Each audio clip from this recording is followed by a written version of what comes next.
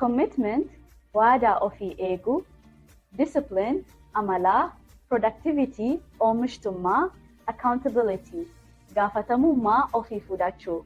Let's look at these keywords together.